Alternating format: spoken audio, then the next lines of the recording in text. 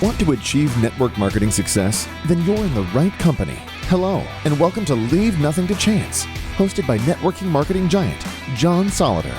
Learn everything you need to know about the network marketing space from somebody who's actually done it. Join us every week for front row seats as we feature some of the finest and most successful personalities in network marketing. Leave nothing to chance. Join us now.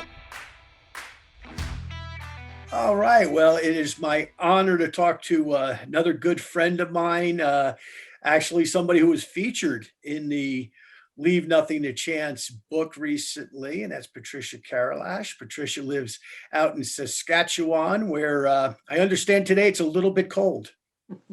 It is. It is. It's minus 40 some without the wind chill, which is like minus 60 Fahrenheit with the wind chill. Oof, It's okay. very cold.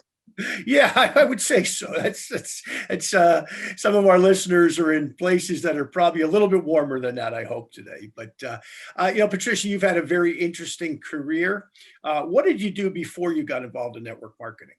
I was a registered nurse for 33 years, and I worked 30 of those years in a university teaching hospital here in Saskatchewan, and I loved it. I worked all over the place, all the intensive cares, ICU, CCU, PICU, and NICU. And then I also worked with the MRI scanner and medical imaging, doing that part-time so that I could work on the wards with adults. And also I was a pediatric nurse for 12 years. So I'm a very hands-on person, very practical, hands-on person. Wow, to say the least. That's a long time, and you still look like a kid. So that's a long career doing something. So you must have. I'm sure it had its days like anything did, but I know it's something that was a challenge and something that you did to help a lot of people. So thank you for doing that. Thank you. Thank you. So you recently, in the last few years, like so many people, looked for that, plan B, right? A new career, something new to do. And I know you got involved in network marketing. Is this your first network marketing experience? What you're doing Absolutely. now? Absolutely. First and only one. Interesting. And you've done a great job in the company that you're in, so much so that you were featured in Leave Nothing to Chance. And how did your husband react when you showed him that you were in your new career, that you were being written about? He said, "Wow!"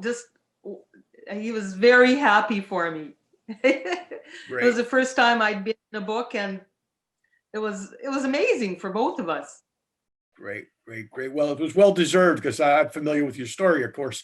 And along those lines, Patricia, when you read Leave Nothing to Chance, when it finally came out and you had it in your hands and you could sit there with a cup of coffee or tea or whatever in Saskatchewan and had the time to really read through it, not only about yourself and some of the other great people featured in it, but the principles that are in that book, the 15 principles. Is there one that really stood out to you that you really feel strongly about? And if so, elaborate on it.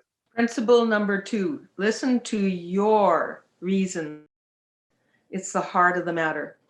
And I have a big heart and I love to help people. So this book was very utilitarian. So meaning, practical. It spoke to all the principles, spoke to practicality, to realness, to reality, to real people. And so listening to your reason, and everybody's got different reasons for whatever they go into their business for. And so being able to continue helping people through direct selling was just wonderful for me. I could stay at home and do more home life, take care of my family. And it was just an extension of my passion, of who I was and what I was doing and what I would always do for the rest of my life anyway. It was just who I was, but I could do it out of the comfort and the freedom of my own home here. Great. And yeah, that reason, that's a very strong principle, that we have to find our reasons to do things. And in your case, what you're doing is kind of a continuation of nursing, maybe with a little bit less stress, right? Yeah, a whole lot less stress. And it is, I'm still able to educate people. But first of all, understanding what their needs are. And if my business provides or my products provide an opportunity to help them, wonderful, then we go forward. So it's been a very comfortable but direct way to help people. Exactly. So let's talk a little bit about books. I know you've got a passion for reading. We've had this discussion offline, of course. When you started, whether it was in your new career in network marketing or maybe along the way in your nursing career, that first book, we read so much, right? And we have so much thrown in the that first book that had an impact on you and on your life and how you thought, what was it? I don't know what my first book was because I am a voracious reader. I can tell you about the categories though. And the categories was, in the very beginning, I read everything I could get my hands on. In my school, which was grade 1 to 12, it was, there was probably about 500 books, and I devoured them all very, very quickly in a couple of years. And so then that expanded to, what I was interested in. And I'm just looking at my bookcase right now. And so now it's the sciences. So, and going down into chemistry, into biology, into quantum physics. I'm very big into getting into the details of things. And then spirituality, getting into the details of spirituality, religion, and so on. And now my newest category added on is business. And is there a business book that stands out? Oh, I'm going to, I always have books on the go. So here's my basket of books. Love it. And I just pick up any one of them. I mean, moving up, or rather, leave nothing to chance. Moving up.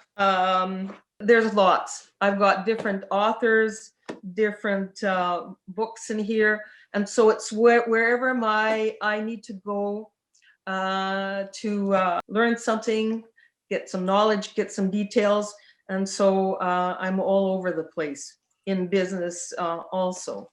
Great.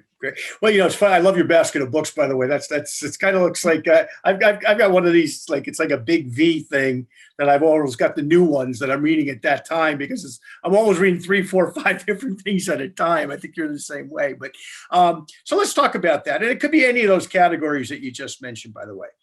If you had, with all the reading that you've done all these years, if there were 3 books that you had to pick, if you were on a deserted island and they said you could only bring 3 books, what would they be?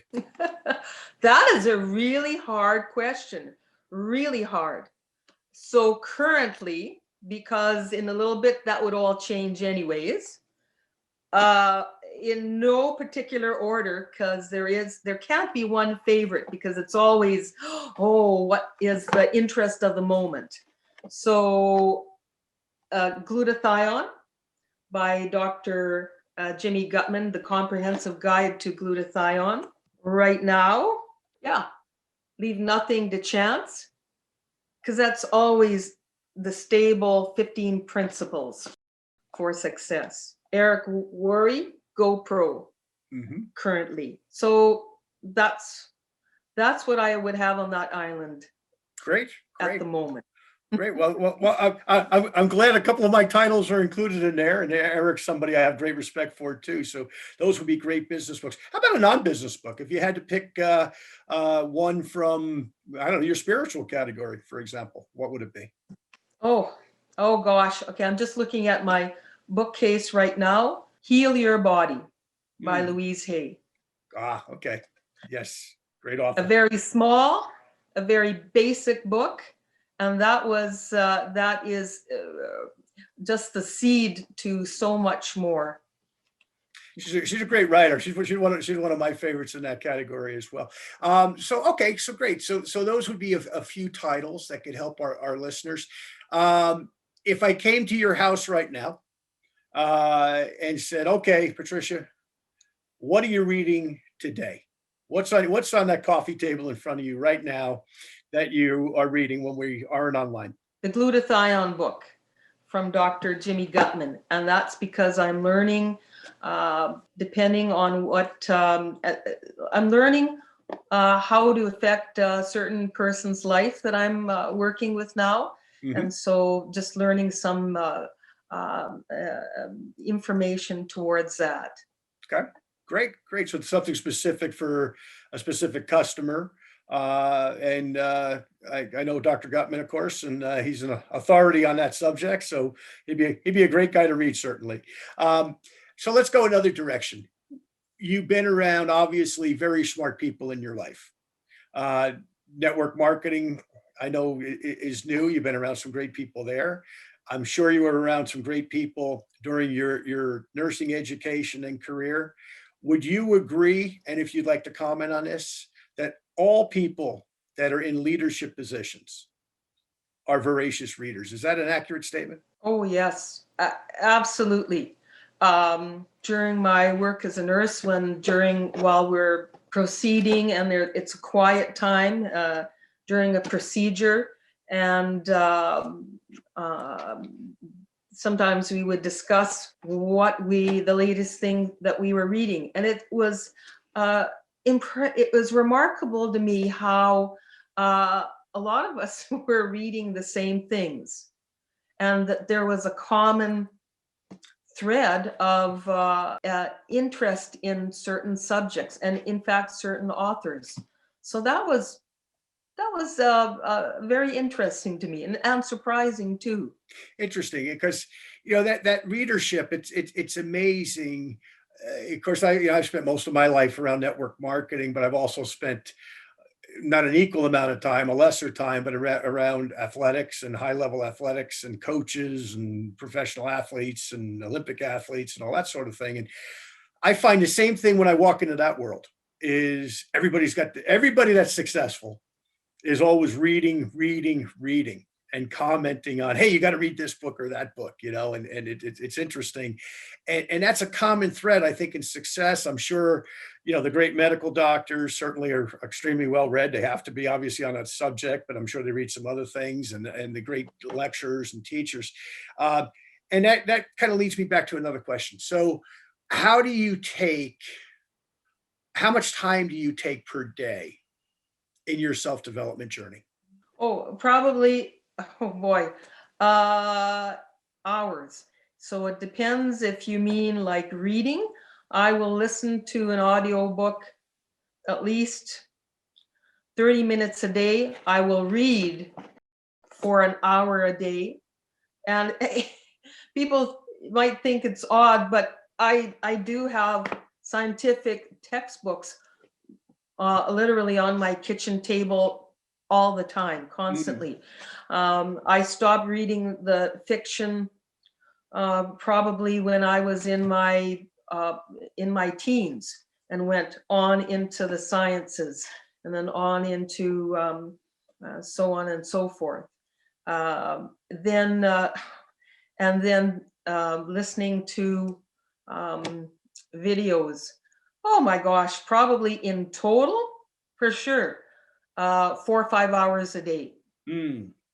And not because it's a job, because it's enjoyable. It's just what I do. My mind just loves information and knowledge and detail.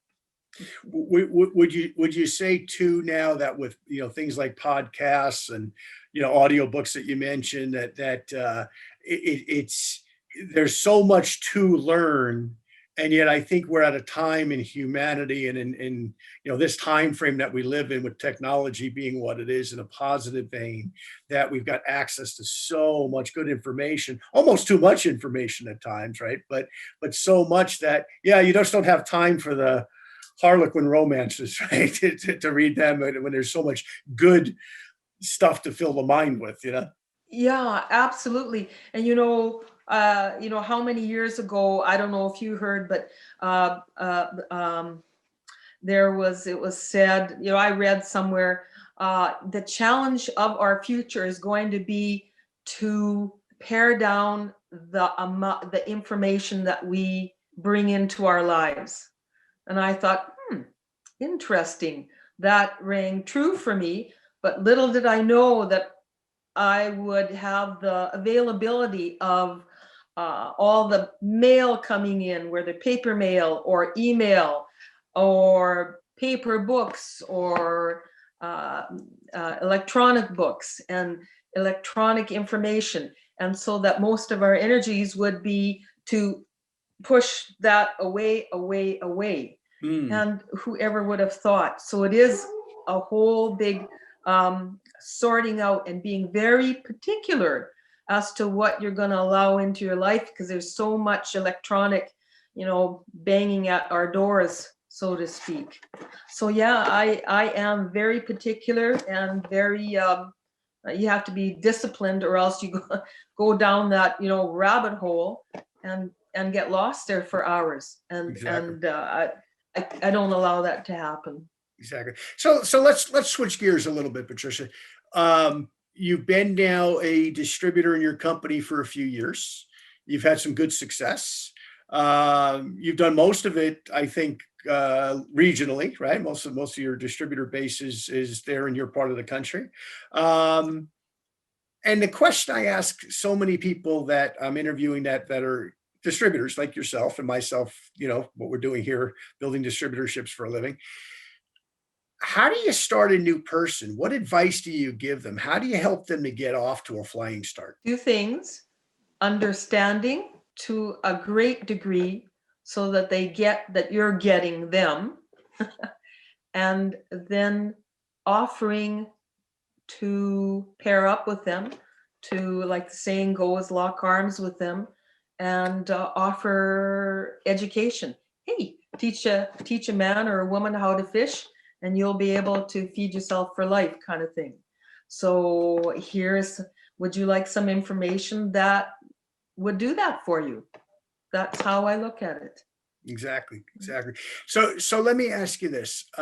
What's your best advice for somebody? And let me phrase the question this way. We're living in an interesting time, right? COVID certainly has affected the world. Hard to believe it's been around a year already as we're speaking today, a little more than a year. I see 2 categories of people right now looking at our industry of direct selling as an option that perhaps before didn't. And the first category would be people that are in late, kind of our age group, right? Their 50s, their 60s. Maybe they've had a career like you did in something else. Maybe they're newly retired. Maybe they've been either a business owner, that their business is going to radically change or has radically changed because of the pandemic.